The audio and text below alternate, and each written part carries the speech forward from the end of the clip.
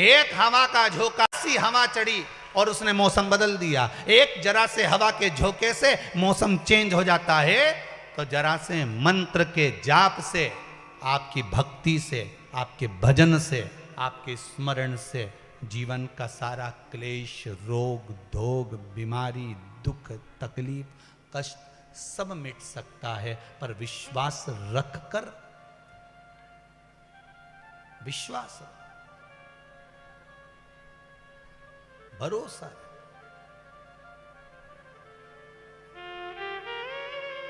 हमें दुनिया को दिखाकर कभी भजन नहीं करना भाई, बहुत याद रखना इस बात के लिए।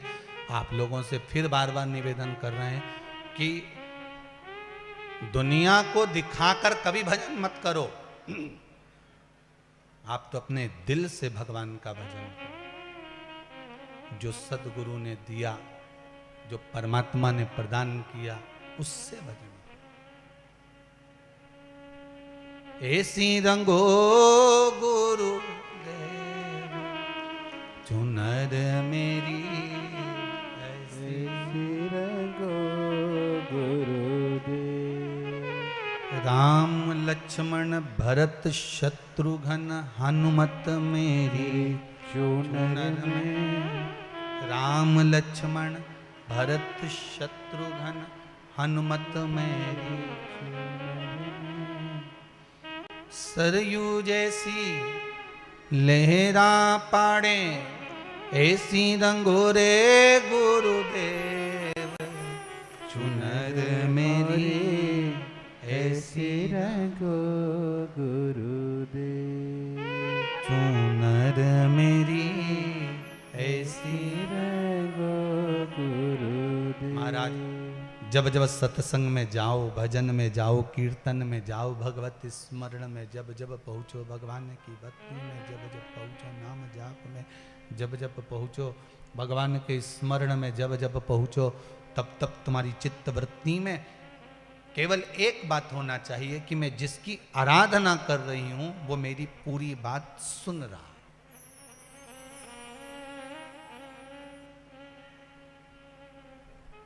उस पर आश्रित होकर जाओ।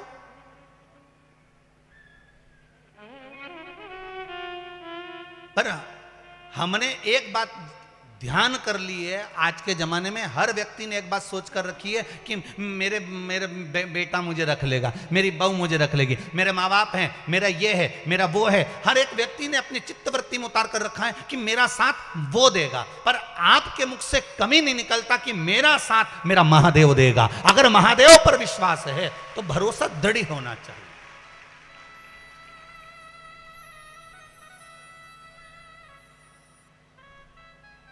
एक जरा सी सत्यनारायण भगवान की कथा भी करते हो ना तो मन में आ जाता है वो बहू है ना वो संभाल लेगी। जरा सा घर में बुलौआ करो ना तो तुम कह देती हो वो हमारी ननद है ना वो संभाल लेगी। जरा सा घर में ब्याह आया ना वो है ना वो संभाल लेगा। जरा सी पार्टी हुई ना वो किटी पार्टी वो संभाल लेगी। मतलब तुमने कभी नहीं किया मुंह से कि मेरा महादेव संभालेगा। बोलो बोले क्या? ईमानदारी से बोलना कि महादेव संभालेगा। ये तुम्हारे मुंह से कभी नहीं निकलता। तुम्हारे मुख से निकलता तो एक ही बात निकलती, वो संभाल लेगी, वो ऐसा कर लेगी, वो ऐसा कर लेगा, वो ऐसा करेगा, वो ऐसा करेगा। पर आपके मुख से निकलना चाहिए कि अगर संभालेगा। आखिरी में भी तो यही होता है, जब व्यक्ति बीमार पड़ जाता है, कोई एक्सीडेंट हो जाता है, कोई तकलीफ हो जाती है, कोई घटना घट जाती है, हॉस्पिटल में जब भर्ती करा जाता है, डॉक्टर अपना काम कर रहा होता है। तुम सबको फोन लगाओ फोन जिसको लगा सकते हो कि साहब तुम डॉक्टर साहब से बोल दो, तो वो डॉक्टर से कह सकता है फोन लगाकर। पर डॉक्टर तो वही करेगा ना जितना उससे आता होगा, जितना उससे बनता होगा। और आखिरी में डॉक्टर भी फिर कह देता है कि भैया अब एक डॉक्टर और है, वो है देव अधिदेव महा। अंत में वही है, उसके भरोसे पर जीना, उसके सहारे पर जीना। फिर कोई दूसरा है ही नहीं। अब साधेगा तो वही साधेगा। आए ना आए प्रभु कुटुंब,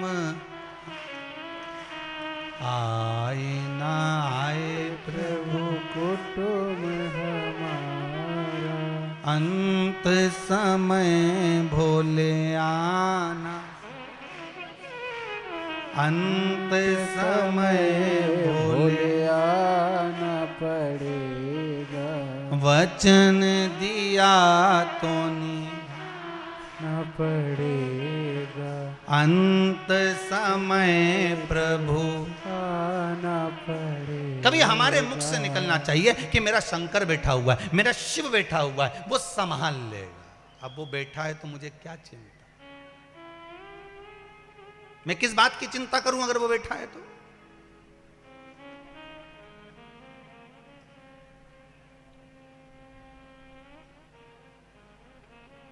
अब एक बात बताओ, बहुत अच्छे से बोलना हो, जितने बाहर बैठे हो ना वो भी, और जितने अंदर बैठे हो वो भी, और जितने रोड पे बैठे हो वो भी, और जितने जहां जहां बैठे हो चढ़ चढ़ के हो,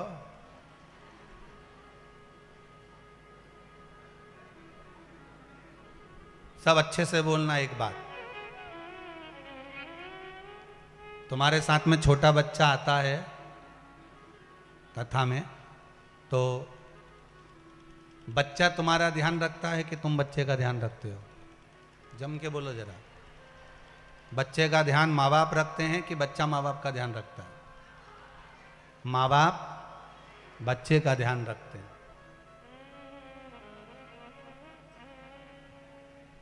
कि वो छोटा सा बच्चा 4 साल का, 3 साल का तुम्हारा ध्यान रखे? नहीं नहीं, वो माँ बाप रखेंगे।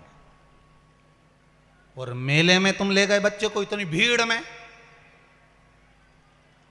और बच्चा खो गया, तो बच्चा रोएगा, आंख से आंसू बहाएगा, पर बच्चे से ज्यादा अगर उसको ढूंढेंगे तो कौन ढूंढेंगे? उसके माता और पिता।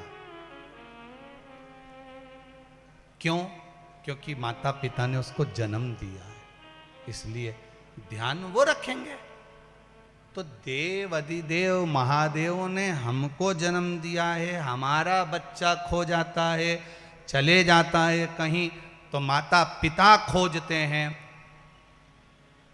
खोजने के बाद में उसको टॉफी भी देते हैं। रो मती, देख रोएगा ना तो अच्छा नहीं लगेगा। तुम कहाँ चले गए थे पापा? मम्मी मेरे को ढूंढ ढूंढ के थक गया। रो मती, ले कुरकुरा खा ले और रख ले। और नहीं मेरे को कुरकुरा नहीं खाना, मेरे को तो गुड़िया का बाल खाना, तो ले तू गुड़िया का बाल खा ले। तो वो गुड़िया का बाल वाले को बुलाया, देव देव हमारा छोरा घूम गया था, बड़ी मुश्किल से मिला है। फिर बैग में से बिस्कुट भी निकाल के देंगे, फिर टॉफी भी निकाल के देंगे। रो मती हो, रोजे मती हो। अब मैं मिल गया ना तेरे को, अब मैं मिला हूं ना, तो फिर रोने की क्या जरूरत है? अब मत रो, मैं मिल गया ना तेरे को, तू चिंता मत कर। अब मैं मिल गया ना, चल मेरा हाथ पकड़ और मेरे साथ चल, घर चल।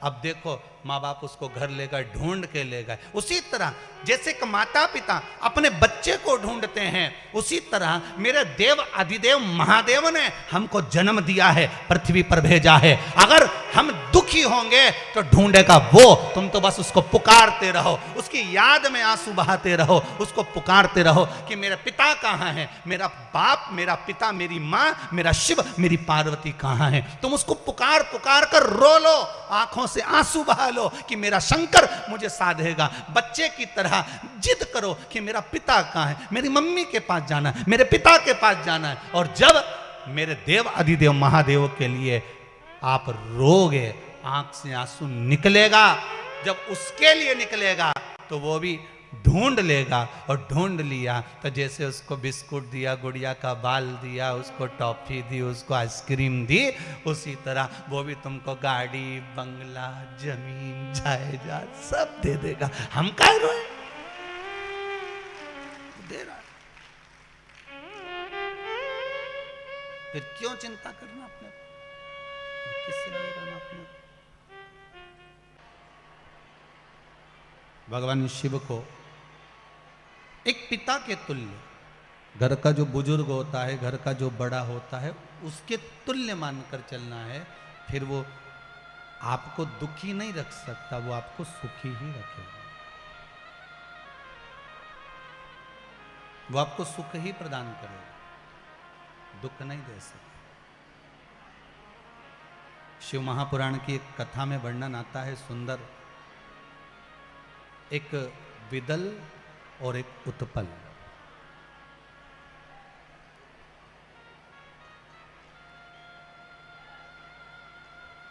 विदल और उत्पल, ये दोनों बड़े उपद्रवी थे।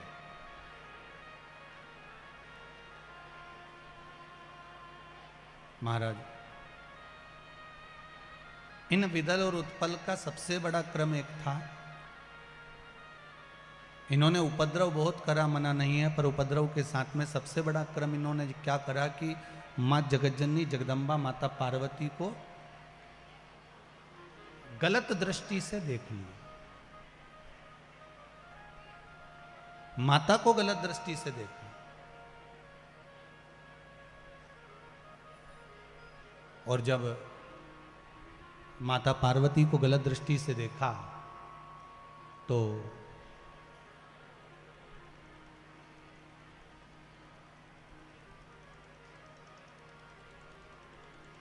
माता को तो क्रोध आया ही, स्वयं देवाधिदेव महादेव को भी क्रोध आया। एक बात बड़ी सुंदर शिव महापुराण में लिखी है, आप अगर उस पर धारण करें तो अच्छी बात है।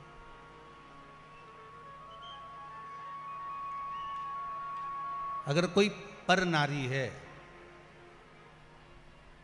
पर नारी को, पर स्त्री को, बेटियों को, घर की माताओं को केवल एक माता का भाव होना चाहिए।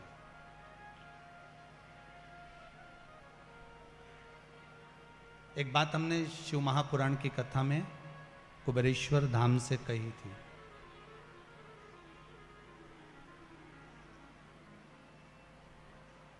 कि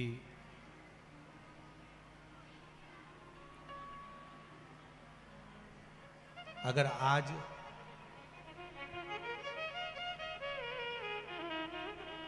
जितने टीवियों पर नाटक बनते हैं, उन नाटकों में जितने कपड़े बेटियों को पहनाए जाते हैं, वो सारे वस्त्र, वो सारे कपड़े अगर एक मर्यादित तरह से पहनाने लगे तो मुझे विश्वास है संपूर्ण विश्व में बेटियां भी अच्छे कपड़े पहनेंगी। मुझे विश्वास है।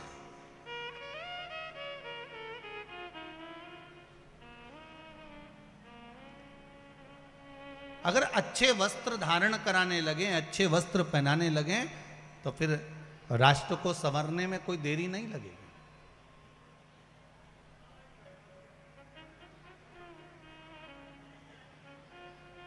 हम तो आपसे भी कहेंगे प्रयासरत रहिए। घर की बुजुर्ग माताएं अगर सिर पे पल्लू ले सकती हैं तो आपको लेने में क्या दिक्कत है?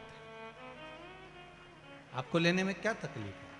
कहते हैं जिसके सिर पर पल्लू होता है उसका भाग्य प्रबल होता है, ये शास्त्र में लिखा हुआ है।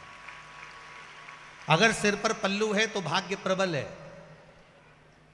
लाखों दुख, लाखों तकलीफें, लाखों कष्ट जीवन में आ सकता है, लाखों दुख आएगा, लाखों कष्ट आएगा, सब कुछ प्राप्त होगा, पर ये सिर पर जो पल्लू होता है ना मस्तक पर माताओं के, ये पूर्वजों का, पितरों का, कुल देवी देवताओं का और गुरुजन का मस्तक पर हाथ हमेशा बना रहता है। पर करें क्या महाराज जी, यहां से चालू हुआ था, धीरे धीरे धीरे धीरे यहाँ अब तो बच्चा बहुत बहुत। तुम्हारे घर में तुलसी का क्या रहा है? ठीक है। घर में गुलाब का पौधा है? मनी प्लांट का है? नहीं है, ठीक है। तुलसी का, बेलपत्री का हैगा। अब एक काम करना,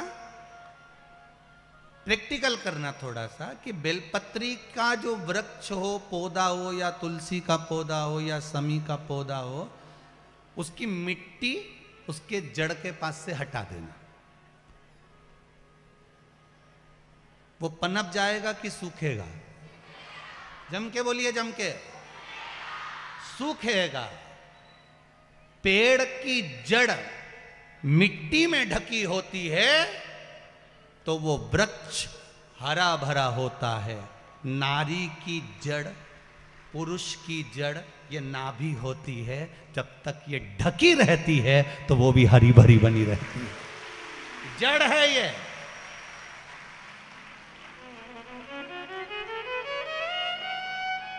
बोलो जरा, सही है कि गलत है?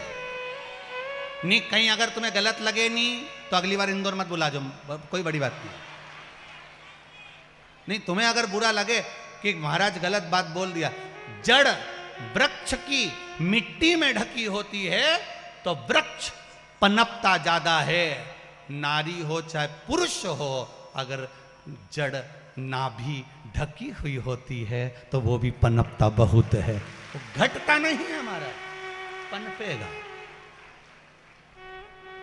पर आज का फैशन ऐसा आ गया महाराज जी, फिर तो वो वाला गाना ठीक है तुम्हारे लिए, मैं चाय ये करूं, मैं चाय सीधी से, मैं चाय चूल्हा में जाऊं, उमें कई दिक्कत है। थोड़ा सा सुधरने का प्रयास करिएगा, जीवन बड़ा सार्थक हो जाएगा। आनंद तब आएगा जिंदगी का, तुम देखो तो सही, सादगी पूर्ण जीवन का एक आनंद ही दूसरा होता है महाराज। हैं, सभी लोग तुम्हारा मुंडा देख लें, सभी लोग तुम्हारा मुंह देख लें तो तुम्हें किसी को मुंह दिखाने की जरूरत पड़ेगी? अरे बोलो तो सही। और जब तुम्हारा मुंह इतना सारा ढका हो, भयंकर इतना सारा, तो सब मन में सोचे की बहू है, की बहू है, तो 50 बार देखने के लिए प्रयास करेंगे। और किसी को मुंह नहीं भी दिखे नहीं तो वो झाड़ू लगाने के बहाने देख लेगा किसकी बहू। कितना कितना हमारे हिंदू धर्म के अंतर्गत कितना सुंदर सुंदर भाव प्रकट करा गया, पर उसको समझे तब तो।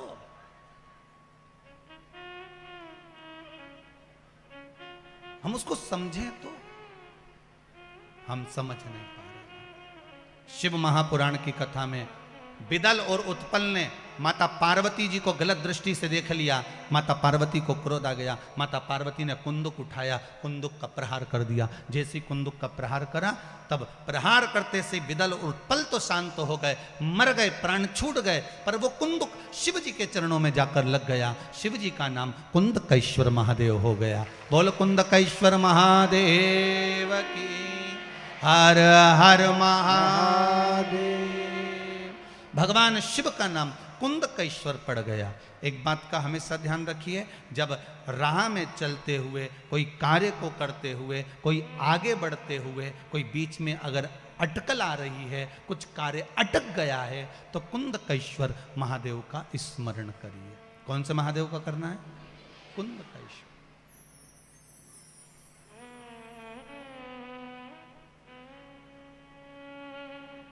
कुंदकेश्वर महादेव का स्मरण करिए।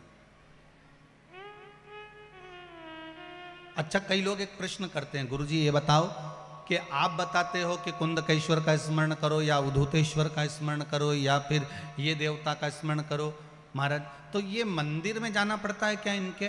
तो शिव महापुराण की कथा कहती है, आप किसी भी मंदिर में जाएंगे और जिस देवता का नाम लेकर आप जल चढ़ाएंगे, उस समय पर वो देवता उसको स्वीकार कर लेता है। आप जिस मंदिर में जा रहे हो, आप किसी मंदिर में जाकर पशुपति व्रत कर रहे हो तो पशुपतिनाथ उसको स्वीकार कर लेगा। आप किसी मंदिर में जाकर केदारनाथ जी के नाम से जल चढ़ा रहे हो, केदारनाथ भगवान उसको स्वीकार कर लेगा। आप किसी मंदिर में जाकर त्र्यंबक के नाम का जल चढ़ा रहे हो, त्र्यंबकेश्वर भगवान उसको स्वीकार कर लेगा। आप किसी मंदिर में जाकर महाकाल के नाम का जल चढ़ा रहे हो, महाकालेश्वर बाबा उसको स्वीकार कर लेगा।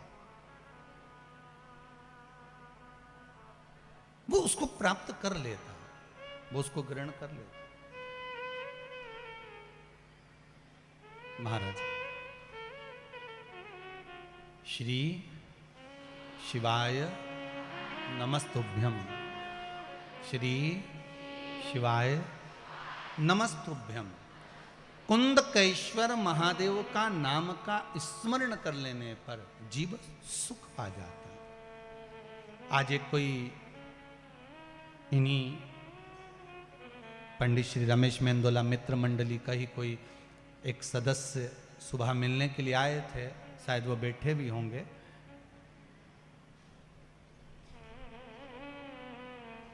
वो जांच की रिपोर्ट लेकर आए थे, उनकी कुछ परेशानियां थी।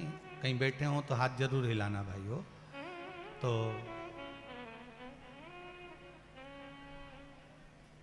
मस्तक पर उनके बिंदी लगी हुई थी और उन्होंने कहा, गुरुदेव, डॉक्टर ने इतनी सारी बीमारियां बता दी थी और बहुत घर के लोग टेंशन में आ गए थे, पर मेरे घर के माताजी ने कुछ उपाय भगवान शंकर के कुंदकेश्वर महादेव के करे और कहा 3-4 दिन से कथा सुन रहे हैं ना, और गुरुजी बोल रहे हैं कि 3 महीने में रिजल्ट आएगा। अगर मैंने दिल से शिव महापुराण की कथा सुनी है तो तू आज जांच करा के आ, सारी जांच भगवान शंकर के भरोसे पर आएगी। वो अगर कथा में बैठे हों तो जरूर हाथ हिलाना भाई हो। तो उन्होंने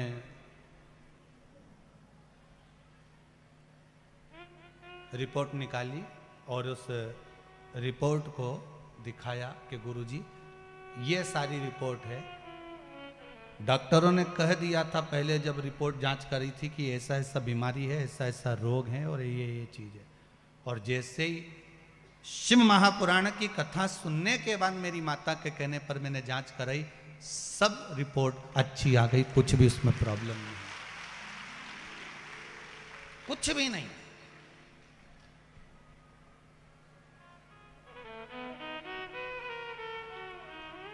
आप बाबा पर विश्वास करते हो तो बाबा आपका साथ देता है।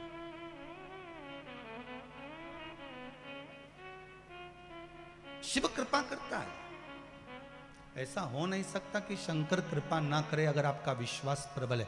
जिस समय कहीं अटक रहे हो, बहुत हम तो यहां तक कहेंगे कि कोई बहुत बड़ी समस्या, बहुत बड़ी प्रॉब्लम सामने आकर खड़ी हो गई है, तो कुंदकेश्वर महादेव के नाम से 1 लोटा पानी, उसमें एक सफेद पुष्प डालकर शंकर को समर्पित कर दो, या सफेद फूल शिव जी को चढ़ा दीजिए और उस पानी को भगवान शंकर पर समर्पित कर दीजिए महाराज। और उसके बाद आप आगे बढ़ जाइए, फिर कोई डरने की जरूरत नहीं होगी, शिव उसको संभाल लेगा। कुंदकेश्वर महादेव संभाल।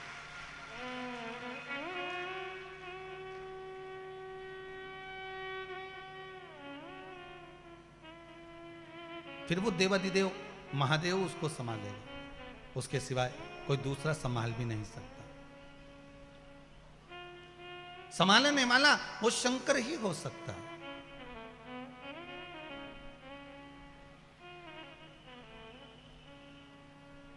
बोलो कुंदकेश्वर महादेव।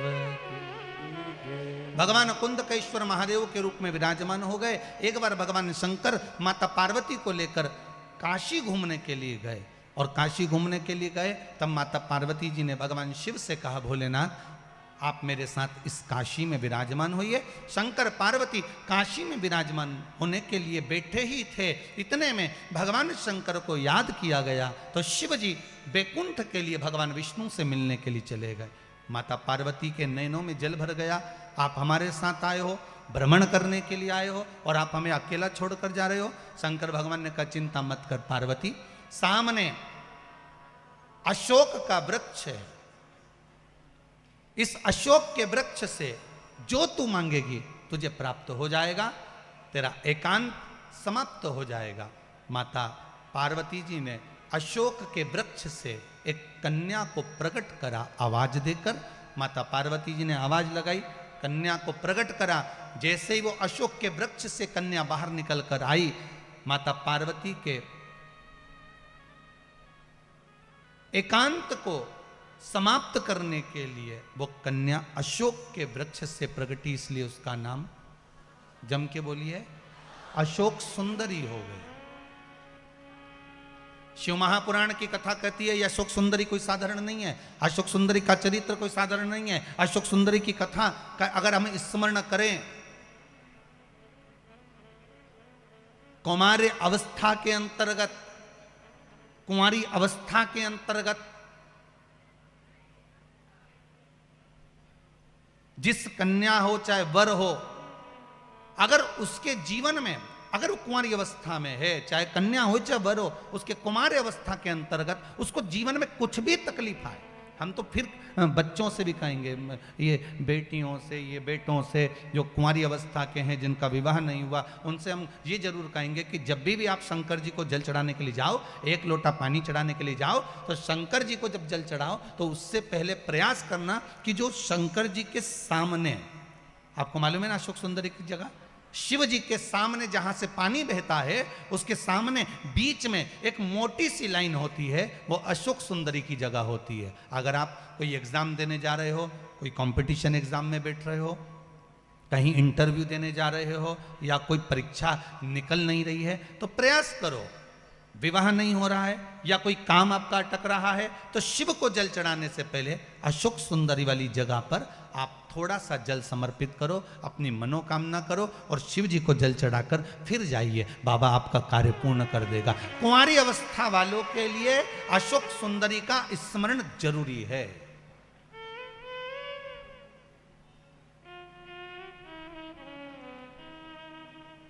जाते हो आप लोग मंदिर? घर से जल ले जाते हो कि मंदिर का जल भर कर चढ़ा देते हो? जम के तो बोलो जरा, घर से पक्का? सही है फिर तो, फिर मतलब धीरे धीरे तुम सुधर गए, ये तो पक्का हो गया। और होना चाहिए, या तो सुधर जाओ नहीं तो सिधर जाओ, सीधी सीधी बात हो। थोड़ा थोड़ा तो सुधरो रे, इतनी कथा हो रही है, इतनी कथा इतनी कथा इतनी कथा, जहां देखो कथा ही कथा कथा ही कथा, तो कथा में से कुछ तो ग्रहण करो, नहीं तो मालूम पड़े यहां से सुनी, यहां से निकाल दी, बची कुची थी तो कपड़ा में से झटकार दी, घर पहुंचे घर वालों ने पूछा क्या लेके आई, पूरी सब्जी, ये लो तुरंत। थोड़ा सा ग्रहण करिए अपने जीवन में, थोड़ा सा उतारने का प्रयास करिए अपने जीवन में, थोड़ा सा उतारने का प्रयास। महाराज शिव महापुराण की कथा कहती है, बिदल उत्पल को मारने के बाद माता पार्वती जी ने कन्या को प्रकट करा, जिसका नाम सुंदर, अशोक सुंदरी का उसका नाम दिया गया। अगले वर्णन आया है, एक दनु राजा के महाराज 2 पुत्र थे, जिसका नाम था रंभ और करंभ। क्या नाम है? रंभ और करंभ। दोनों तपस्या करने के लिए गए, जल में बैठकर तपस्या कर रहे थे,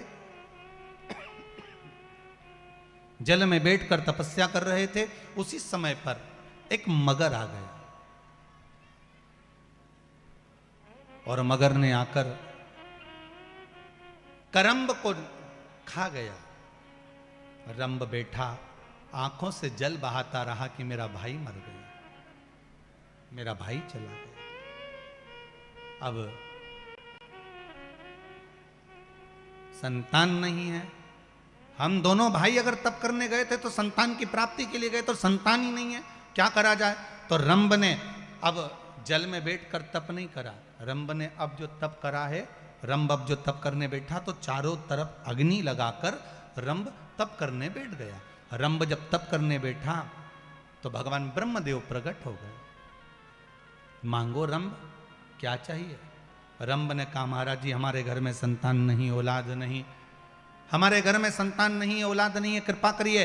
ब्रह्मदेव ने कहा सुनो रंभ, तपस्या करने के बाद जब तुम उठकर जाओगे, जिसको भी प्रेम से देख लोगे, जिस पर भी तुम्हारी प्रेम से दृष्टि पड़ जाएगी, जिसको भी तुम स्नेह से देख लोगे, उसी से तुम्हारी औलाद हो जाएगी, उसी से तुम्हारी संतान हो जाएगी। रंभ उठकर तप कर कर जैसे ही निकल कर जा रहा था, सामने से एक महिष निकल कर जा रही थी, एक भैंस निकल कर जा रही थी, और रंभ ने उस भैंस को प्रेम से देख लिया। केवल एक महिष, एक भैंस निकल कर जा रही है और उसको रंभ प्रेम से देख लेते। रंभ ने जैसे ही उस भैंस को प्रेम से देखा, भैंस का गर्भ ठहर गया, क्योंकि वर था जिसको भी प्रेम से देखेगा उससे संतान प्रकट हो जाएगा, गर्भ ठहर गया। अब भैंस महिष जैसे ही अपने घर गई तो भैंस का जो पति था भैंसा, अब इसमें हंसने की कौन सी बात होगी, तो भैंस का पति भैंसा ही तो होगा।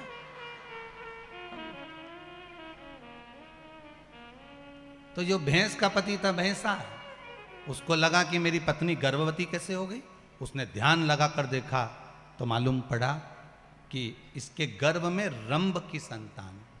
क्रोध आ गया, भैंसा दौड़ते हुए गया और जाते से रंभ को उसने समाप्त कर दिया। सींगों से, पांव से, खुर से दबा दबा कर रंभ के प्राणों को हर लिया। रंभ मर गया।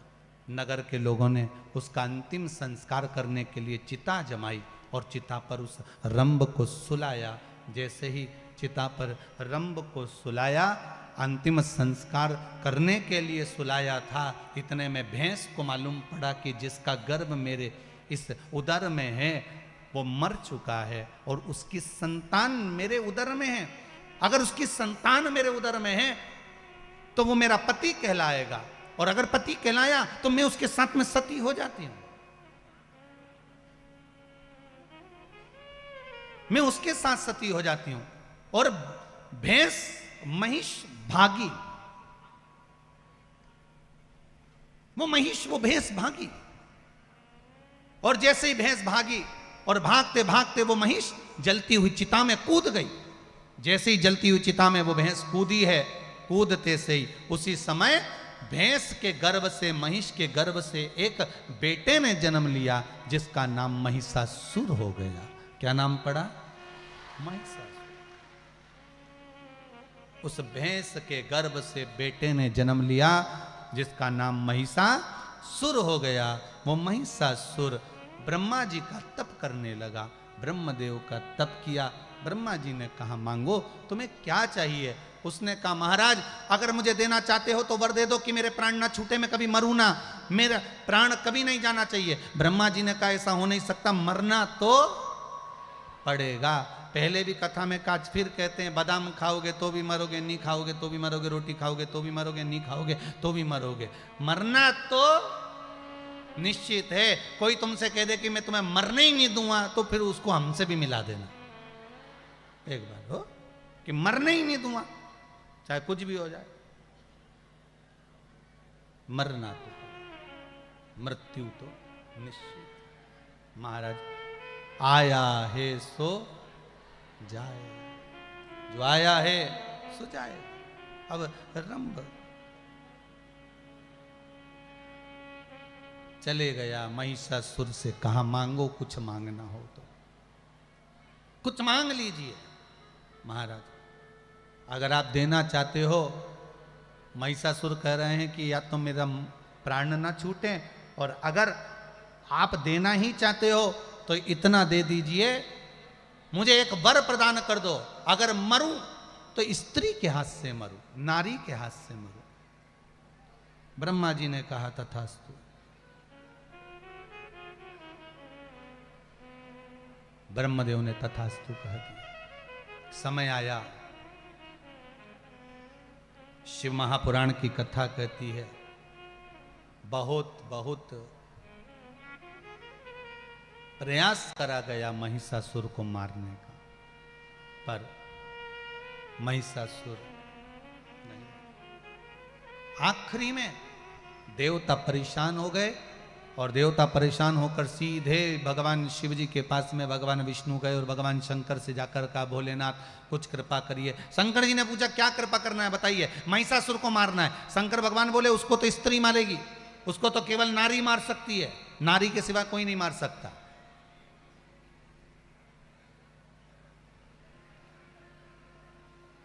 अच्छा, स्त्री में, नारी में क्या बल होता है ये केवल इंदौर वालों को ज्ञात होना चाहिए कि मां अहिल्याबाई होलकर अकेली रहकर पूरे मालवा क्षेत्र पर राज्य करती थी एक तरफा। कौन? मां अहिल्याबाई। नारी तत्व क्या है?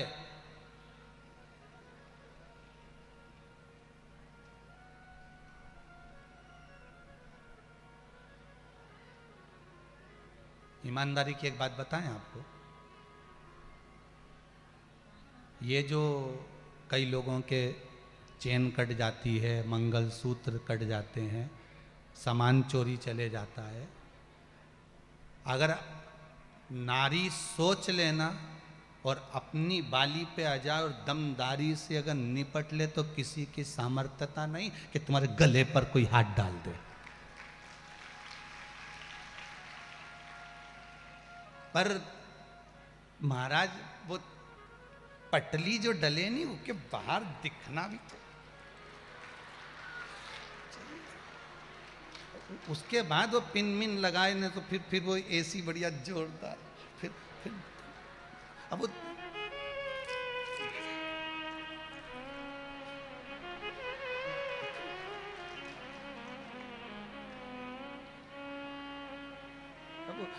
उसमें भी तो समय लगना चाहिए ना, तो 1 घंटा तक तो वो पेंसिल से पहले लाइन खींचे में डब्बा भरे, तो अब उसमें टाइम लगे से तो दिखावा भी तो चाहिए।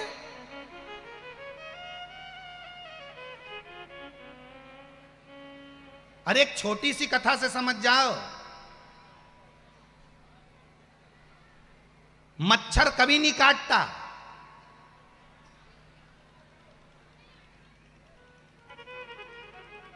किसी अच्छे से अच्छे रिसर्च वाले से पूछ लेना कि मच्छर काटता है? नहीं, मच्छर की घरवाली काटती है।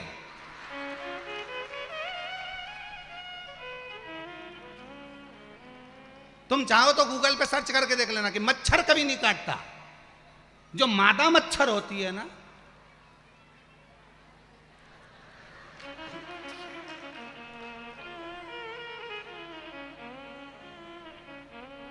काटा उसने और दोष मच्छर पे। अब मच्छर ने क्या बिगाड़ा था? मच्छर तो बेचारा कुछ बिगाड़ ही नहीं सकता। वो तो भाई बोल, अब वो सब कुछ बात अपनी जगह पर है। देखो तुम बिगाड़ोगे अगर कुछ बोलोगे, चालोगे, कुछ कहोगे, धरोगे। तुमने तो कह दिया, नाम किसका खराब हुआ? ऊकी लुगाई राम, तुरंत ऊकी पत्नी, तुरंत ऊकी बेटी, तुरंत बोलो सही है कि गलत है। काटा तो मच्छरिया ने था, मच्छर की घरवाली, और नाम मच्छर का खा। बहुत ध्यान देना है कथा पर, बहुत एक एक चीज का अगर स्मरण कर लोगे तो शायद जिंदगी संवर जाए आपकी। मुझे विश्वास है कि किसी की सामर्थ्यता नहीं जो भारत की भूमि पर रहने वाली नारी, स्त्री, भारत की भूमि पर जन्म लेने वाली बेटियों को कोई टच भी कर ले, यह किसी की सामर्थ्यता नहीं है। आप में वो बल भगवान ने देकर पैदा करा है, आप में वो सामर्थ्यता, आप में वो बल, आप में वो तेज मेरा भगवान देकर पैदा करता है कि कोई छू नहीं सकता। यह किसी की सामर्थ्यता नहीं हो सकती। गलती किसकी है? अपनी। गलती किसकी है? फिर से बोलो, अपनी, कोई दूसरे की गलती नहीं। गलती अपनी। शिव कथा कह रही, भगवान शंकर से कहा कि इस महिषासुर को मारना है। शंकर भगवान ने कहा तो इसको तो स्त्री मार सकती है, तो स्त्री मारे, मना नहीं है। तो भगवान विष्णु से कहा काम करो, लक्ष्मी जी को भेज दो, महिषासुर को मार देगी। पर भगवान नारायण ने कहा लक्ष्मी महिषासुर को नहीं मार सकती, कभी भी नहीं मार सकती। लक्ष्मी नहीं मारेगी महिषासुर को, फिर कौन मारेगा? तो कहा लक्ष्मी नहीं मार सकती। किसको बुलाया जाए? लक्ष्मी इसलिए नहीं मार सकती क्योंकि लक्ष्मी ने एक बार भगवान विष्णु को श्राप दे दिया था। जब लक्ष्मी श्रृंगार कर रही थी और भगवान विष्णु हंस दिए, लक्ष्मी को क्रोध आ गया। हे नारायण, आप मुझे देखकर घोड़े जैसे हंसे हो, इसलिए आपका शीश कटेगा, घोड़े का मुख लगेगा। घोड़े का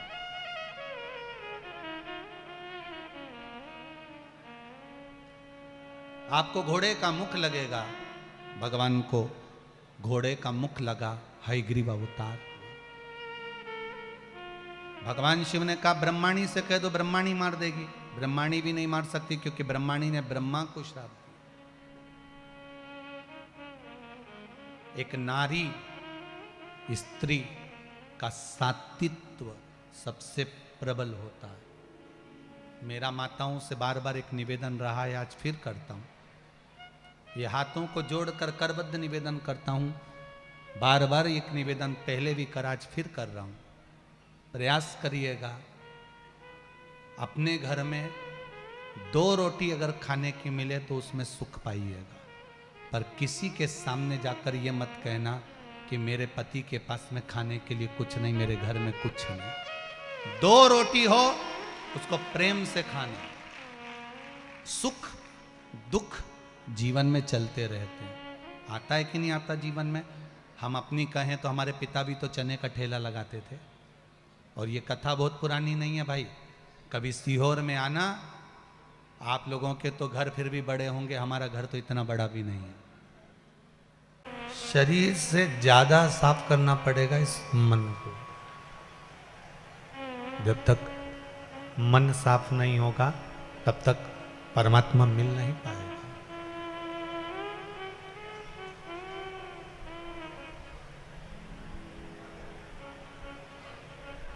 और एक भाव कोई भक्त ने गाया हुआ है, लिखा हुआ है कि सुन लो मेरे श्याम सलोना, तुमने ही मुझ पर कर दिया टोना, कर दिया टोना। मेरी अखियां तुम्हीं से लड़ी, बिहारी जी मैं कब से खड़ी, तेरी अखियां है जादू भरी, बिहारी जी मैं कब से खड़ी। तुम सा ठाकुर और न पाया, तुमसे ही मैंने नेहा लड़ाया, नेहा लड़ाया। मेरी टूटे ना भजन की लड़ी, बिहारी जी मैं कब से खड़ी, तेरी अखियां है जादू भरी, बिहारी जी मैं कब से से। खड़ी। अर्थात विश्वास अगर मूल है, भरोसा अगर दड़ी है, विश्वास अगर पूर्ण है, तो भगवान को पाने में देरी नहीं हो सकती। वो मिल सकता है, वो किसी भी रूप में मिल सकता है।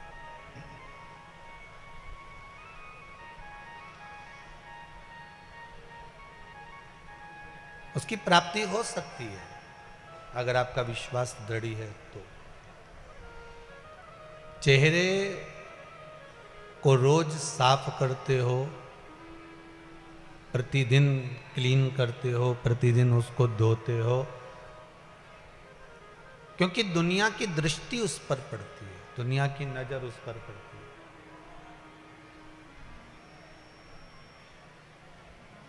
पर जन्म से लेकर मृत्यु तक, जन्म से लेकर मरने तक, ये इस मन पर, इस हृदय पर, इस चित्त पर, इस वृत्ति पर, इस दिल पर उस शिव की नजर हर पल रहती है कि ये कर क्या रहा है, कितना भगवान का भजन कर रहा है, कितना स्मरण कर रहा है, कितना कीर्तन कर रहा है, कितना मंत्र जाप कर रहा है, कितना नाम जाप कर रहा है, कितनी भक्ति में ये डूबा हुआ है, ये उस पर उसकी दृष्टि है।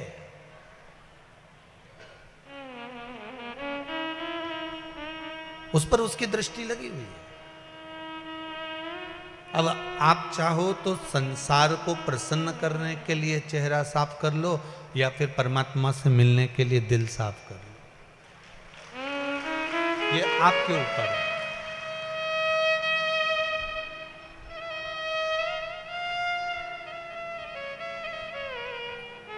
हम किस तरह से भगवान को रिझा सकते हैं?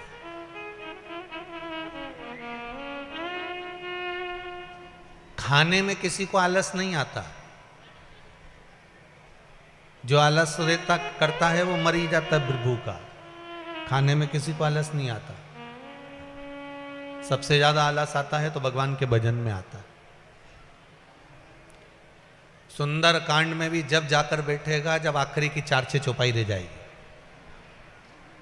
सत्यनारायण की कथा में जब पहुंचेगा जब अक्षतम कैश्वम हो जाए, और शिव महापुराण में भी तब आएगा जब आखिरी में बेलपत्री बटने का टाइम हो जाएगा।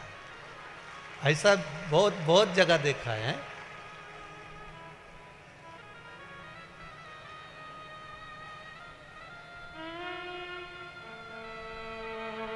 आज तो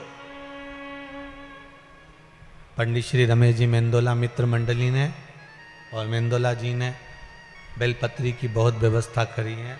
खूब बोरियां भर भर के बुलवाई है, खूब गाड़ियां भर भर के आई है। हो, आप चिंता मत करना, आज कुबेर भंडार की जो बेलपत्र है वो मिलेगी जरूर, है वो प्राप्त होगी आपको। पर इन्होंने तो व्यवस्था अच्छी करी है, कोई दिक्कत वाली बात नहीं। दिक्कत तो तुम्हारी है ना, सबसे बड़ी प्रॉब्लम तो यही खड़ी है।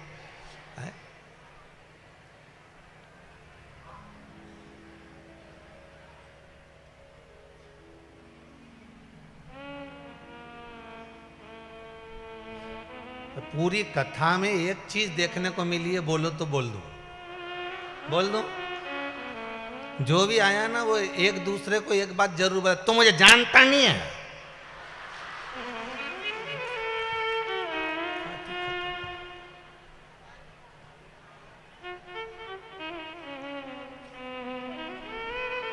अरे बोलो तो सही है कि गलत है?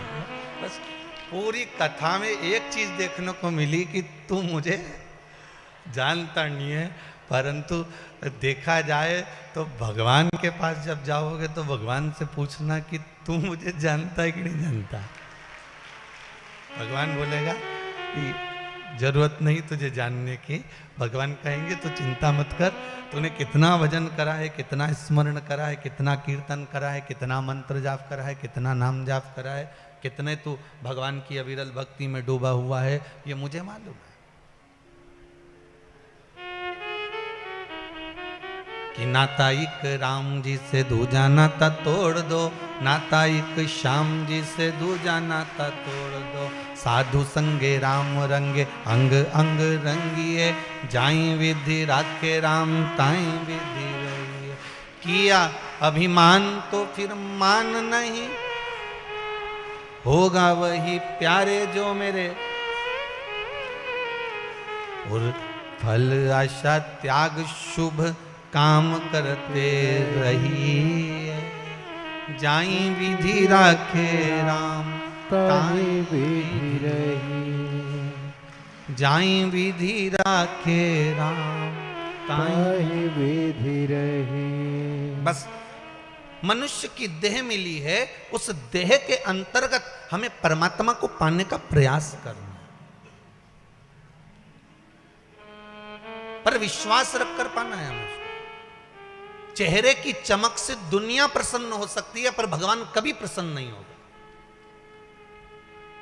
कई लोगों ने प्रश्न पहले बहुत करा कि गुरुजी हम कौन से कलर के कपड़े पहने, हम कौन सा कपड़ा पहने जिससे हमें भगवान मिल जाए, हम कौन से कपड़े पहने जिससे हमें शिव प्राप्त हो जाए, हम कौन से कपड़े पहने जिससे हमें परमात्मा मिल जाए। शिव महापुराण की कथा कहती है कपड़ा बदलने से कभी शंकर नहीं मिलता, शंकर तो कलेजा बदलने से मिलता है। आप कलेजा तो बदलो, शिव मिल जाएगा। कपड़ा तो दुनिया, अरे वो लंका अधिपति रावण ने भी कपड़ा बदला था कि नहीं बदला था माता सीता को हरण करने के लिए। ऐसा कपड़ा चेंज करा वो रावण ने, ऐसा चेंज करा वो कपड़े को, कितनी बार प्रयास कर लिया पर वो उसको बदलने का प्रयास किया गया पर नहीं बदल पाया। महाराज कपड़ा तो कोई भी बदल सकता है, पर कलेजा भी तो बदलना पड़ेगा, मन भी तो बदलना पड़ेगा, चित्त वृत्ति भी तो बदलना पड़ेगी। और ये मन, ये चित्त, ये वृत्ति, ये कलेजा जब बदल जाएगा तो भगवान मिल जाएगा।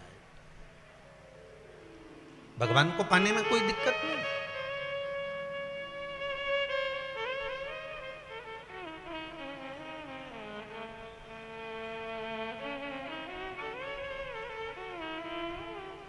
महाराज आप परमात्मा को अगर पाने का प्रयास करोगे तो भगवान को मिलने में देरी नहीं लगेगी। आपकी गाड़ी अगर खराब हो जाए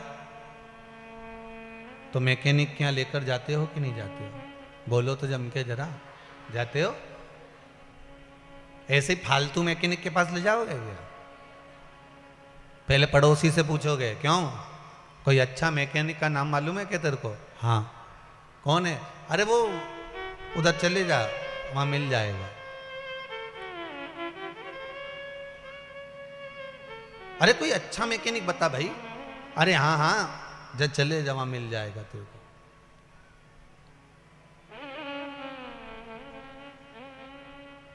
अपनी गाड़ी आप लेकर मैकेनिक के पास गए, अच्छा मैकेनिक ढूंढ कर गए हो।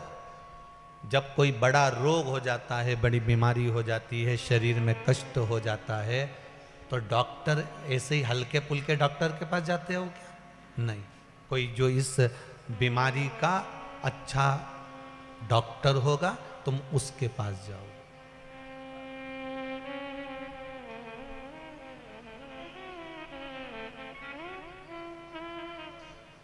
गाड़ी खराब हो गई, अच्छे मैकेनिक के पास लेकर गए और मैकेनिक ने उसको सुधारने का प्रयास किया।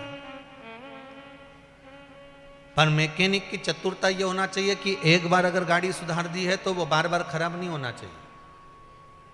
अगर बार बार वो खराब होगी ना, तो फिर वो कौन अगली बार उसके पास लेकर जाएगा? अरे भैया पिछली बार ही तो हमने 500 रुपये लगाए थे, एक बार वो लेकर गए थे जब 300 रुपये लगा कर आए थे, फिर लेकर गए थे एक बार तो 700 रुपये लगा कर आए थे, एक बार तो 1500 रुपये लगा दिया। उसके यहाँ तो जाना ही मत ही, बस पैसा ले लेता है, जरा सा काम करता है, वापिस गाड़ी वैसी हो जाती है। अच्छे मैकेनिक को ढूंढो और अच्छे मैकेनिक के पास जाकर उस गाड़ी को जब खड़ा करोगे, उस गाड़ी को ले जाकर छोड़ोगे, तब वो अच्छा मैकेनिक एक बार उस गाड़ी में अगर अच्छे से काम कर देगा, दिल से उसने काम कर दिया, तो कम से कम 6 महीना, 8 महीना, 1 साल, 2 साल तो गाड़ी कुछ बोलेगी नहीं, ये पक्का है। उसी तरह जैसे गाड़ी के लिए अच्छा मैकेनिक ढूंढते हो जो 6-8 महीना गाड़ी अच्छी चल जाए, उसी तरह इस आत्मा के लिए अच्छी शिव महापुराण को श्रवण करना जरूरी है, जिससे ये परमात्मा से मिल जाए। ये परमात्मा से मिलन का केंद्र बिंदु है ये यार।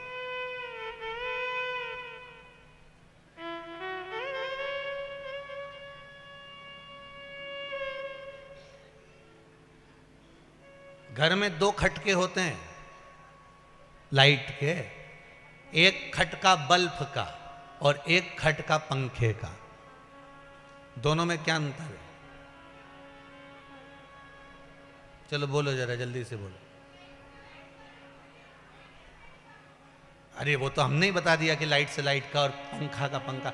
दोनों में अंतर क्या है? एक लाइट का पंखा है, एक खटका है, एक पंखे का खटका है। दोनों में अंतर क्या है? दोनों में केवल एक अंतर है कि लाइट का खटका जैसे ही बंद करा जाता है वैसे ही लाइट बंद हो जाती है, और पंखे का खटका से पंखा बंद करो तो एकदम पंखा बंद होए क्या? वो थोड़ा थोड़ा थोड़ा थोड़ा घूमता घूमता घूमता घूमता घूमता फिर धीरे धीरे फिर चू चू चू बंद, अब बंद हुआ। उसी तरह 2 तरह के व्यक्ति होते हैं, 2 तरह के खटके, उसी तरह 2 तरह के व्यक्ति। एक खटका तुरंत बंद करा, मतलब एक को तुरंत कथा में लगा दिया तो उसका चित्त कथा में लग गया, और दूसरा पंखे की तरह होता है, पहले कथा में जाके बैठ जाएगा, फिर थोड़ी बहुत जगह वगह संभालेगा, फिर आजू बाजू वालों को देखेगा, फिर जेब में कुछ रखा होगा तो वो खाएगा पिएगा, फिर थोड़ी देर बैठ के फिर मन नहीं करेगा तो फिर पाँव लंबा हाथ लंबा तो भी मन नहीं करेगा तो धीरे धीरे इशारा में फिर बैठा। तो ये पंखा की तरह है, बैठ जरूर गया, खटका बंद भी हो गया है, मतलब कथा में पहुंच भी गया है, पर वो धीरे धीरे धीरे धीरे धीरे धीरे धीरे फिर जाके 3 घंटे की कथा में जब 1-8 घंटा पूरा निकल जाएगा, इका पूरा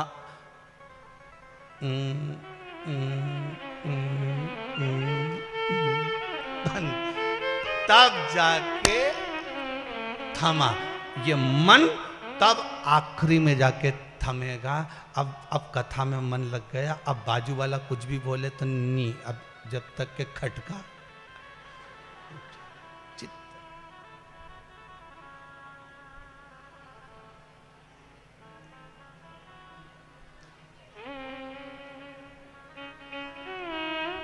जब भार तत्व हृदय में आ गया, फिर नहीं डोलेगा, वो भार तत्व आ गया। एक गांव का व्यक्ति शहर में गया और शहर में लोग एक इतनी बड़ी फुटबॉल को ग्राउंड में खेल रहे थे। सब लात मार रहे थे, यहाँ से इधर वाले इधर लात मारे, उधर वाले उधर लात मारे, इधर वाले इधर मारे, उधर वाले उधर मारे। एक बेचारा गांव का व्यक्ति अपने काका से पूछा, काका जी बेचारी गेंद ने क्या बिगाड़ा?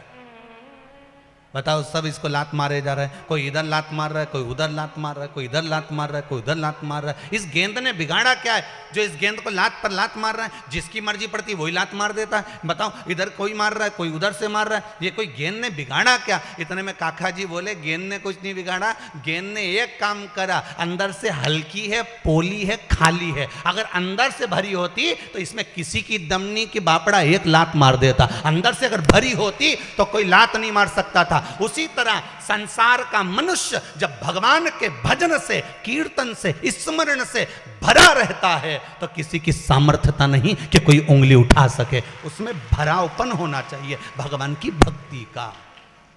गेंद अगर खाली है तो उस पर भी लात मारी जाती है, गेंद अगर खाली है तो उस पर भी लोग ठोकर मार देते हैं। गेंद अगर भरी होती तो किसी की सामर्थ्यता नहीं होती कि उसमें लात मार दे। लात मारता तो लाती टूट जाती।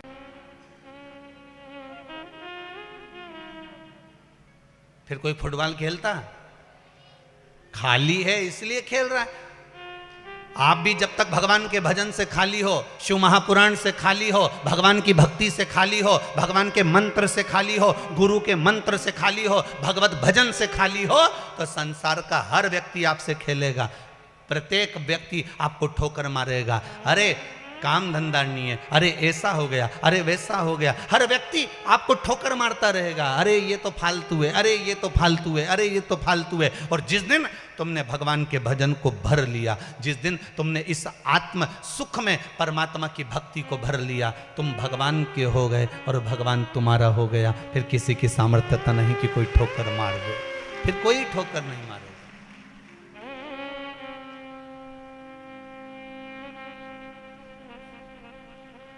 इतने सारे बैठे हो शिव महापुराण की कथा सुनने के लिए। एक बात ईमानदारी से कहना, पूरे लॉकडाउन में आपने शिव महापुराण की कथा सुनी है और आपने प्रयोग भी बहुत सारे करे, पर जब पहले का जीवन और शिव महापुराण की कथा श्रवण करने के बाद का जीवन, थोड़ा सा अंदाजा लगा कर देखना कि उसने भोजन की व्यवस्था तुम्हारी करी कि नहीं करी, तुम्हें साथ दिया कि नहीं। उसने हर पल, हर घड़ी, हर क्षण आपको साथ दिया, हर पल दिया, हर घड़ी दिया, हर क्षण दिया।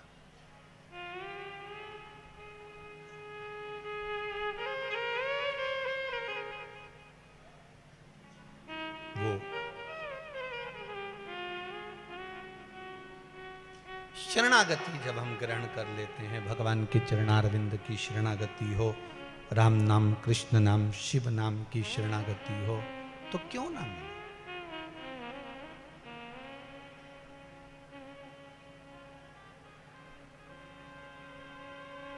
श्री भरद्वाज ऋषि जी ने एक शास्त्र लिखा है जिसका नाम है विमान शास्त्र। क्या नाम है उस शास्त्र का? विमान शास्त्र। भारद्वाज बाबा ने जो विमान शास्त्र लिखा है उसमें वर्णन किया है कि सबसे प्रथम में सतयुग में विमान, जो विमान उड़ता था वो शक्ति से उड़ता था। कैसे उड़ता था? शक्ति से। द्वितीय में त्रेता युग में जो विमान उड़ता था वो मंत्र और तंत्र से उड़ता था।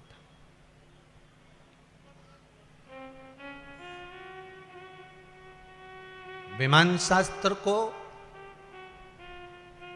वैज्ञानिकों ने बहुत रिसर्च करा है इस विमान शास्त्र पर। अमेरिका में इस विमान शास्त्र पर आज भी लोग रिसर्च कर रहे हैं, आज भी लगे हुए हैं।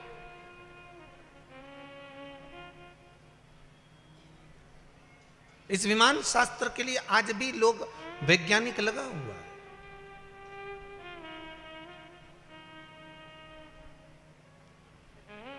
अच्छा, ये लोगों से पूछा जाए ना तो ये हिंदू धर्म के जितने वेद हैं, हिंदू धर्म के जितने शास्त्र हैं, हिंदू धर्म की जितनी पुराणे हैं, वैज्ञानिक अगर रिसर्च करता है, वैज्ञानिक अगर रिसर्च में डूबता है, पूरे दुनिया भर के वैज्ञानिक, पूरे विदेशों के वैज्ञानिक भी अगर रिसर्च में डूबते हैं तो हिंदू धर्म के वेद, शास्त्र और पुराण में ही रिसर्च करते हैं। बाकी के ग्रंथों को ये खोलते ही नहीं, क्योंकि इनको मालूम है में कुछ मिलना है ही नहीं, सब इसी में से तो निकला है। अन्य धर्म के जितने भी ग्रंथ होंगे, मैं उनका नाम नहीं लूंगा इस व्यासपीठ से, अन्य धर्म के जितने भी ग्रंथ होंगे लोग उसको नहीं खोलते। अगर खोलते हैं तो हमारे हिंदू धर्म के वेद, पुराण और शास्त्र को खोलते हैं। क्यों? क्योंकि वैज्ञानिकों को मालूम है कि भारत की भूमि पर जो संत हुए हैं, जो साधु हुए हैं, जो तपस्वी हुए हैं, जो साधक हुए हैं, जो उपासक हुए हैं, भारत की भूमि के जो तपस्या करने वाले तपस्वी हुए हैं, जिन्होंने इन पुराण और शास्त्रों को लिखा है, वेदों को लिखा है, वो साधारण नहीं होते थे, वो साधारण नहीं होते थे। उनको मालूम है कि उन्होंने कुछ अच्छा ही लिखा होगा, इसमें कुछ ऐसा लिख दिया होगा जिससे ये हमें कुछ अच्छा मिल सकता। वैज्ञानिक अगर सामना करते हैं तो हमारे वेद और पुराण और शास्त्रों से करते हैं। मैं हमेशा कथाओं में कई बार आपको कह चुका, कई बार कथाओं में कहा कि हिंदू धर्म से बड़ा कोई धर्म नहीं है।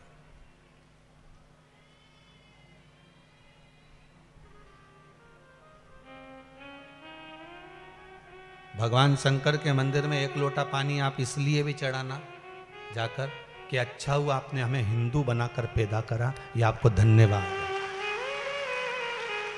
हिंदू धर्म से बड़ा कोई धर्म नहीं है। एक लोटा पानी भगवान शंकर को इसलिए चढ़ाना कि तुमने मुझे हिंदू बनाकर पैदा करा, हिंदू धर्म में पैदा करा। जिनके वेद और पुराण, जिनके शास्त्रों को, जिनके वेदों को, जिनके शास्त्रों को वैज्ञानिक भी रिसर्च करते हैं कि आखिर इस पुराण में ऐसा क्यों लिखा है, उसका कारण क्या है।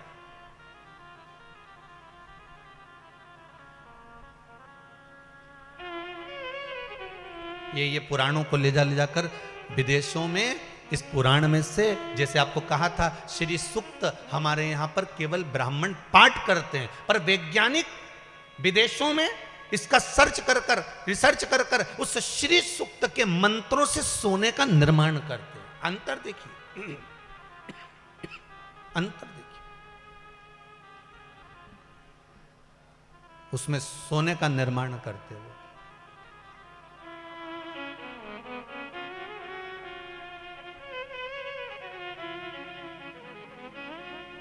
कई लोग आज भी मन में सोचते हैं, क्या ऐसा होता है? क्या शंकर जी को अगर दूध चढ़ाओ तो उसका ये लाभ होता है? शिव जी को दूध चढ़ाने का ये फायदा होता है? शमी पत्र चढ़ाने का ये लाभ होता है? बेलपत्र चढ़ाने का ये लाभ होता है?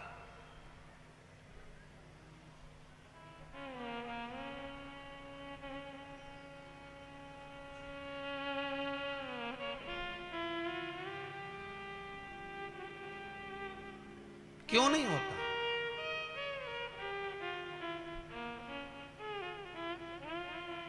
अभी कौन सा वो कोरोना का नया नाम आया रे? आमिर खान है? अच्छा, वायरस है अभी। हाँ, तो अपन नहीं नाम आए तो आमिर खान वायरस भी याद कर सकते। उसने भी कहा था शंकर को दूध मत चढ़ाओ, और आप मौन होकर देखते रह गए कि हाँ, शिव जी पे दूध नहीं डोलना चाहिए, और ये करना चाहिए, वो करना चाहिए, पर शास्त्र कह रहा है। इसीलिए शायद विदेशियों ने अब की बार उस वायरस का नाम चेंज करके इसी के नाम पे धर दिया कि बापड़ा तेरे को ही चूना लगे ले। हमारे हिंदू धर्म में एक एक चीज का वर्णन करा गया है महाराज, कि शंकर जी पर दूध क्यों चढ़ता है, दही क्यों चढ़ता है, शहद क्यों चढ़ता है, हमारे यहाँ भगवान पर घृत क्यों चढ़ता है, शक्कर क्यों चढ़ती है, गुड़ क्यों चढ़ता है, काली तिल क्यों चढ़ती है, शमी पत्र क्यों चढ़ता है। दूसरे देश के लोग इन पुराणों पर सर्च कर रिसर्च कर वो निकालते जा रहे हैं, वो औषधियां बनाते जा रहे हैं, वो निर्माण करते जा रहे हैं, और हम केवल वहीं तक रह गए। इसलिए इस शिव महापुराण के माध्यम से प्रयास करा गया है कि शिव पुराण का एक एक शब्द आप तक पहुंचे, कि शंकर को क्या चढ़ाने से क्या लाभ होता है, इसका भान आपको होना चाहिए, इसका स्मरण आपको होना चाहिए।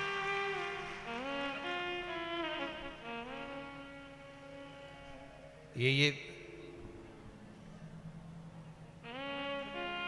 क्या है, ये जम के बोलो जरा, रुद्राक्ष। आपको पहले भी कथा में कहा, एक होता है रुद्राक्ष, दूसरा होता है भद्राक्ष, दोनों में अंतर होता है। रुद्राक्ष भारी होता है, भद्राक्ष हल्का होता है। रुद्राक्ष में छिद्र होता है, भद्राक्ष में छिद्र नहीं होता है। रुद्राक्ष गोल होता है, भद्राक्ष टेढ़ा होता है। दोनों अंतर बताएं आपको पहले की कथाओं में, सब चीजों का वर्णन है।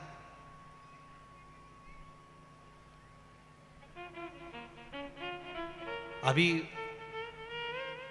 1 महीने पहले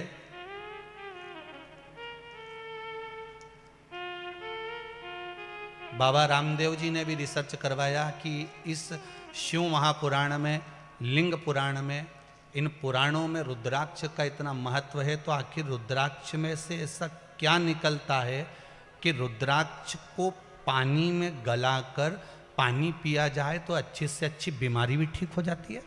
रिसर्च करा गया।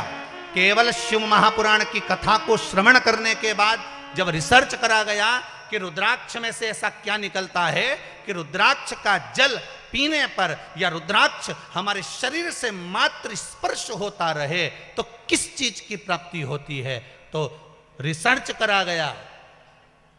और उस रिसर्च में उन्होंने बाद में जब खुलकर आकर टीवी के माध्यम से बताया तो कहा कि इस रुद्राक्ष में से एक तेल निकलता है, एक पदार्थ निकलता है। वो पदार्थ जब जल में मिलता है और उस जल को रोगीला व्यक्ति जब पीता है तो वो रोग से मुक्त होता चले जाता है।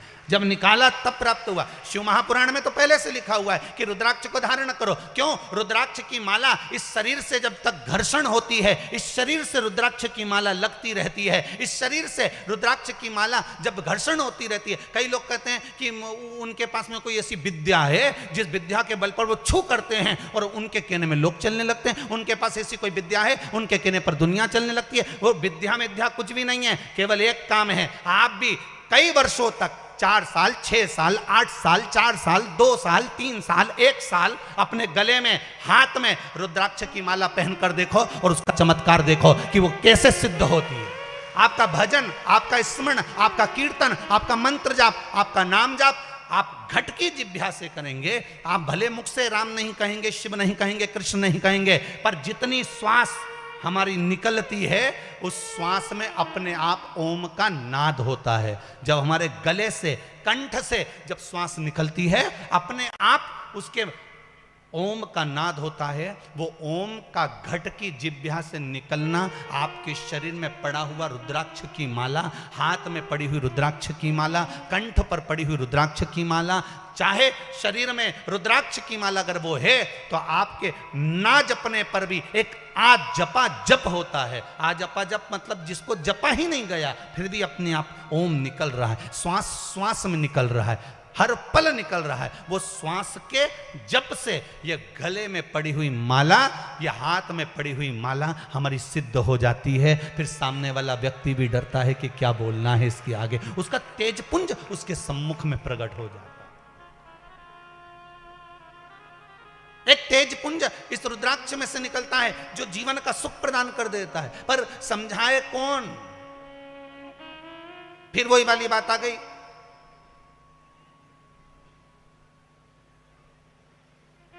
सुंदरता होगी तो लुच्चों की नजर होगी, धन होगा तो चोरों की नजर होगी, और गले में अगर रुद्राक्ष और तुलसी की माला होगी तो शिव की नजर होगी। वो नजर रखता है।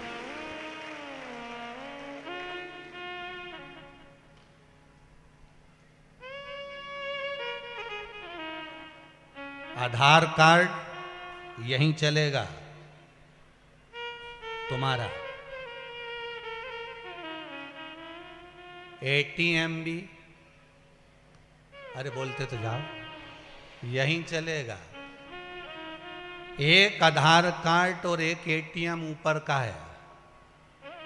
शिव महापुराण की कथा अगर सुन ली है तो वो तुम्हारा आधार कार्ड बन गया है, और श्री शिवाय नमस्तुभ्यम मंत्र अगर तुम्हारे पास में है, ऊपर जाते से ही एटीएम मशीन के सामने खड़े हो जाओ, श्री शिवाय नमस्तुभ्यम बोला, इतने में तो भगवान, कुछ भी मत बोलना, केवल श्री शिवाय नमस्तुभ्यम, मृत्यु के पर्यंत भी पश्चात भी अगर मुख से निकल गया, वो जीव आत्मा श्री शिवाय नमस्तुभ्यम का जाप करती करती चली गई, तो फिर भगवान भी कह देंगे कि यमराज इसको छोड़ दे, ये तेरे बस की बात नहीं है, ये वहां जाने वाला नहीं है, ये तो कैलाश का है, बैकुंठ का है और अन्य लोकों में जाएगा, पर ये नरक नहीं जाएगा, ये कहीं गलत जगह नहीं जाएगा, इसके पास में कार्ड अच्छा है, इसके पास में कार्ड पड़ा है। शंभो शरणे मांगू दुख दया करी ने दर्शन आपो। महाराज, विमान शास्त्र में वर्णन किया गया, विमान शास्त्र शक्ति से उड़ता था, सतयुग में, त्रेता में उड़ता था मंत्र, द्वापर में उड़ता था मंत्र और तंत्र से, और कलयुग में अगर विमान उड़ता है तो केवल यंत्र से। कैसे उड़ रहा है? एक यंत्र के माध्यम से। हम भटकते हैं। विमान शास्त्र कर रहा है, इस पे रिसर्च चल रहा है अमेरिका में, विमान शास्त्र पर, कि ऐसा क्या था मंत्र में, ऐसा क्या था उन मंत्रों में कि विमान उड़ जाता था। देखे कि नहीं देखे आप लोगों ने? बोलो तो सही ईमानदारी से, देखे नहीं? वो भगवान राम भी आए थे पुष्पक विमान में बैठकर, तो ऐसे कैसे उड़ जाता था? तो कई लोगों के मन में आश्चर्य होता कि ये उड़ता कैसे होगा, तो उसी का रिसर्च चल रहा है कि आखिर इस मंत्रों में कितना बल होता होगा, उस मंत्र में कितनी प्रबलता होती होगी कि विमान उड़ जाता था।